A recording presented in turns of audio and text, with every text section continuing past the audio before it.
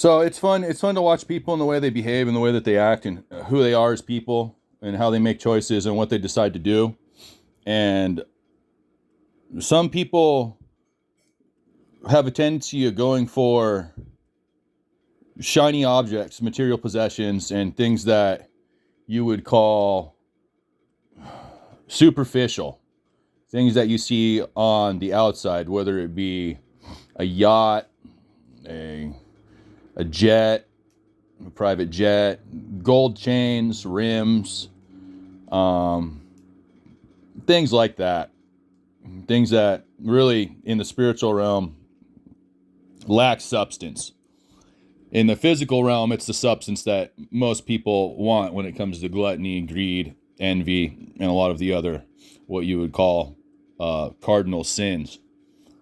That being said, seeing those things for what they are and recognizing what they are versus what their purpose is, there's two different things. So when someone starts taking something like gold chains and starts using it to prop themselves up in a way as a status symbol, you're getting into pride and you're getting into envy and greed and things such as that.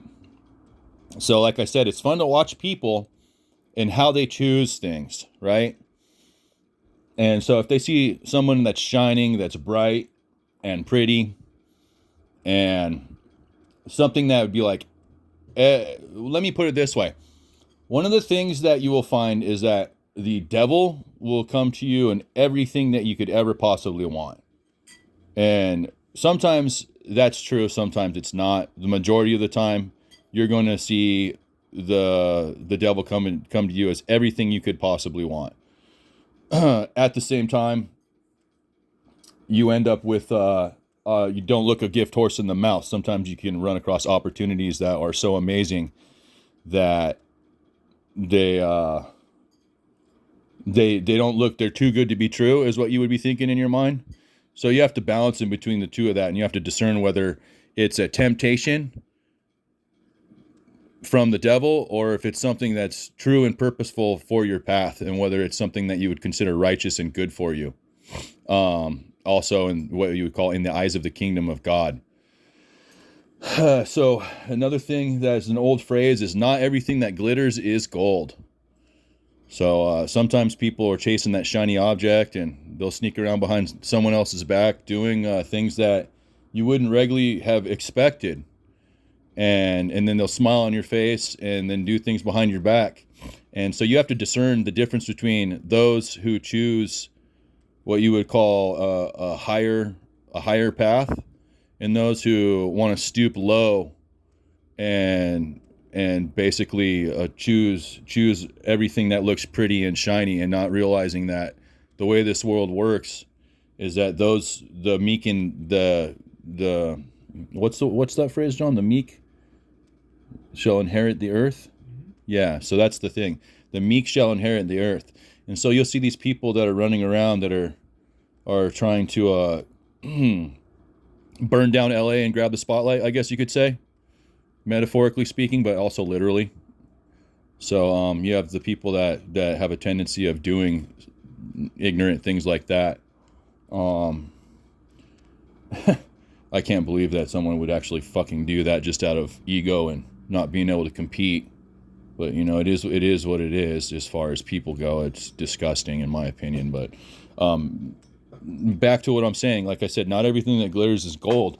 And you'll look at Indiana Jones in The Last Crusade, and you'll have one of the, I believe they were a Knights Templar.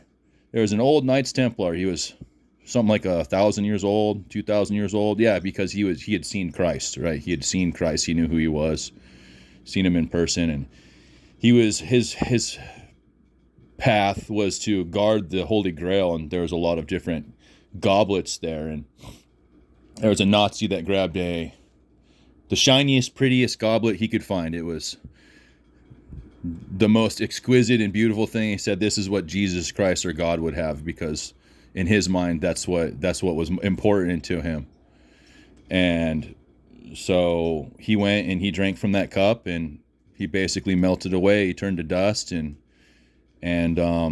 basically melted in a minute into a skeleton. And that's very similar to the story about Sodom and Gomorrah and someone looking back and seeing and turning to salt, right? I forget whose wife that was, but she looked back and turned into a pillar of salt.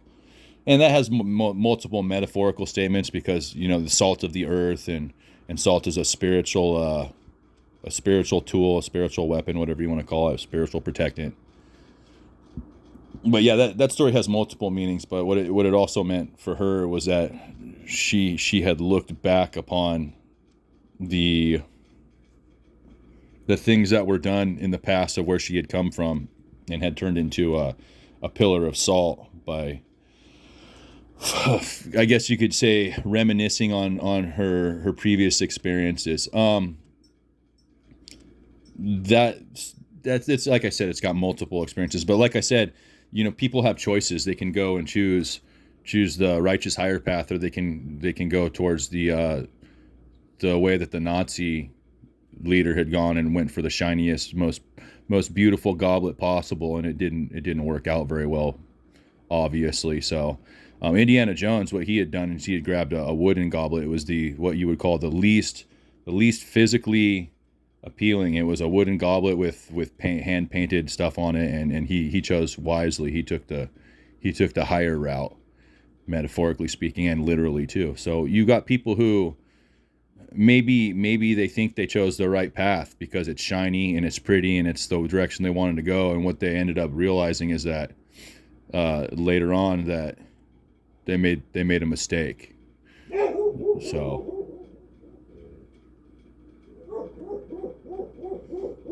puppy's going off. Anyways, it's kind of a short little anecdote between taking the high road and taking the low road. And I just want to congratulate the people that took the high road and let you know that you made the right choice. I'm telling you, you made the right choice. So it may not look like it, it may not feel like it right now, but just hang on tight and we'll see how we can make this work for you. Okay?